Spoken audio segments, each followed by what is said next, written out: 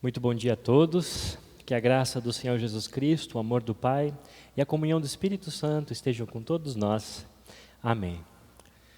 Meus irmãos, no dia 28 de junho, a equipe da assistência social aqui da Comunidade da Cruz conseguiu produzir 1.101 quentinhas, ou seja, naquele dia 1.101 pessoas foram alimentadas. Obviamente que para isso acontecer foi necessário uma equipe muito dedicada, além de diversos materiais que nós usamos na produção, como 120 quilos de massa, além dos vegetais, tomates que foram usados para fazer o molho e também a carne. Não precisa ser nenhum chefe de cozinha profissional para saber que 5 pães e 2 peixinhos não alimentam nem 10 pessoas, o que dirá então 5.000 homens, sem contar mulheres e crianças. Para vocês terem uma noção, uma receita de pão comum, esse como vocês estão vendo, que leva em média ali 1 quilo de farinha na sua receita, sem contar outros ingredientes, tem capacidade para alimentar 4 adultos, vamos fazer essa conta. Fazendo de conta que lá, além dos 5.000 homens, então nós tivéssemos 3.000 crianças e mulheres, então 8.000 pessoas ao total, seriam necessárias 2 toneladas de farinha para fazer pão para tanta gente. Já uma tilápia assada, também como vocês estão bem bonita assim, talvez não fosse esse peixe lá, mas é um peixe bem comum no nosso contexto, ela rende ali então em média 2 a 3 porções, alimenta 3 adultos, vamos dizer assim. Então naquele mesmo contexto seriam necessárias 2.600 tilápias para alimentar tanta gente. Naturalmente, nós sabemos que naquele contexto, até pela logística, isso é extremamente inviável. E os discípulos também sabiam disso. Tanto que eu fico imaginando a cara que eles fizeram para Jesus quando eles chegaram então e disseram: mestre, manda embora essa gente para que comprem comida aí pelo caminho. E Jesus fala o seguinte: não precisem ir embora, deem vocês mesmos de comer a eles. Eu fico imaginando a cara de surpresa deles. Mas, mesmo assim, eles pegam então esses poucos alimentos, 5 pães, 2 peixinhos, entregam para Jesus e têm a oportunidade de ver acontecer o milagre terreno considerado mais importante. O único milagre que Jesus fez aqui na terra, que todos os 4 evangelistas relatam em seus livros. O fato é que Jesus não é um chefe comum. Ele é muito mais do que isso. Ele é muito mais do que o maior dos Masterchef que nós possamos conhecer. Ele é o próprio Deus, que se compadecendo daquela gente, fez tamanha maravilha, tamanho milagre, apenas para não mandar essa gente então embora para suas casas de estômago vazio. Porque afinal de contas eles estavam numa zona desértica, longe de suas casas, longe de qualquer aldeia, onde pudessem então achar um mercado, ou uma padaria, um restaurante para comprar o que comer. E por falar em deserto e povo com fome, em outro momento, outra ocasião, um outro chefe também lidava com um povo faminto. A diferença é que este não tinha o poder suficiente para alimentar a multidão. Aliás, este não tinha poder para fazer nada do que fez, se não fosse a ajuda do próprio Deus. Este chefe, que nós conhecemos mais pelo nome de Moisés, após libertar o povo do Egito e do poder do faraó, os conduzia pelo deserto. E não demorou muito para ele notar que não seria fácil alimentar aquela multidão faminta. Naquela situação, Deus enviou o maná, um pequenino pão que, vindo dos céus, serviu para alimentar o povo que sofria com essa fome. Enfim, se essas 2 ocasiões, tanto do Evangelho quanto do Antigo Testamento, lá de Êxodo, fossem uma prova do Masterchef, para desafiar quem consegue alimentar uma multidão faminta, Moisés teria reprovado. E os discípulos também. O único vencedor provável e possível é o próprio Deus.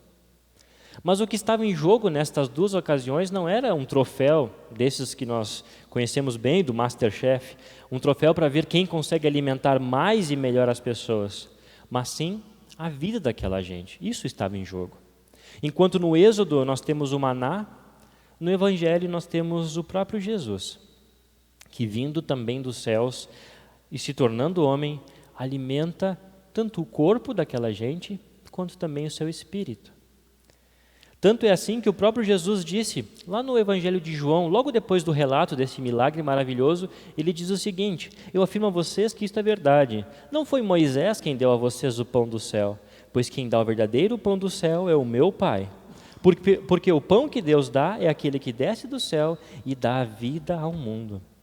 Obviamente, ele estava se referindo a ele próprio. E só para vocês terem uma pequena noção de como Deus brinca, no bom sentido, com a história da humanidade, com a história do mundo, nada mais justo do que Jesus, o pão da vida, ter nascido na cidade de Belém. Belém, em hebraico, literalmente quer dizer Beth Lehem, que significa, em português, casa de pão, ou padaria. Na verdade, meus irmãos, quando a humanidade estava valendo bem menos do que um pão velho, valia bem menos do que um pão mofado, quando nós já estávamos valendo menos que um peixe já apodrecido, o chefe de cozinha que nos havia criado com muito amor foi até lá e nos comprou. E nós não estávamos mais no balcão de um restaurante, nós não estávamos mais no menu do restaurante, no lugar de honra do restaurante. Na verdade, o chefe precisou ir até os fundos do restaurante, numa lata de lixo, e nos buscar lá. E não pensem vocês que o gerente deste restaurante deixou que o chefe nos pegasse de graça. Não, ao contrário. O pecado, o diabo e o mundo que estavam gerenciando esse estabelecimento cobraram o preço mais exorbitante deste chefe, a sua própria vida. Apesar de parecer loucura para nós, e apesar de parecer uma transação totalmente desvantajosa para esse chefe, ainda assim ele nos comprou. E nos tirou do lixo e nos levou ao luxo. Ou melhor, nos tirou da morte e nos levou para a vida. Eu sei que esta comparação ela tem várias falhas, não é perfeita. Na verdade, nós nunca conseguiremos mentalizar alguma coisa que compare com perfeição a obra de Cristo. Porque, na verdade, ela foi muito além de ter alimentado aquela multidão. Ela foi muito além e foi superior àquela de Moisés, de ter tirado o povo de Israel do Egito. Na verdade, a sua verdadeira missão, então, foi nos dar uma vida totalmente nova. E nesta nova vida, meus irmãos, nós somos alimentados pelo pão que Cristo nos dá. É assim quando nós precisamos do pão físico que alimenta o nosso corpo e nós oramos a Deus pedindo: o pão nosso de cada dia nos dá hoje, e Ele provê. E também assim quando nós precisamos do pão que nos alimenta o Espírito, nos alimenta a fé, na Santa Ceia.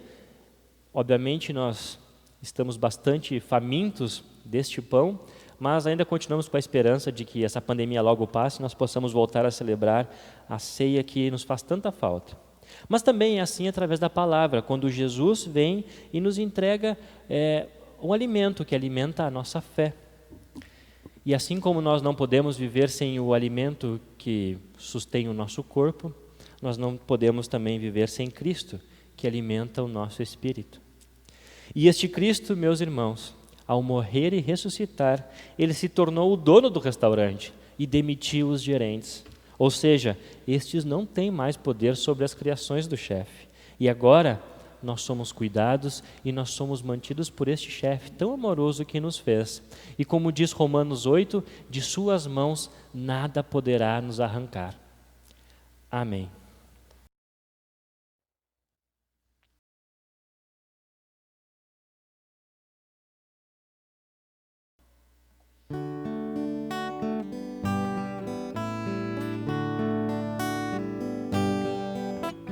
Hoje é tempo de louvar a Deus, e em nós agora habita seu Espírito.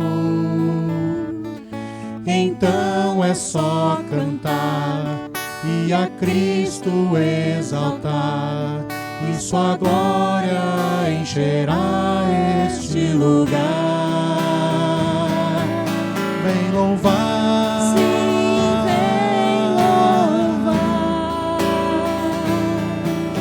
Louvar. Sim, vem louvar. No meio dos louvores Deus habita, e é seu prazer cumprir o que nos diz. Então é só cantar e a Cristo exaltar, e sua glória encherá este lugar. Vem louvar, Sim, vem louvar. vem louvar.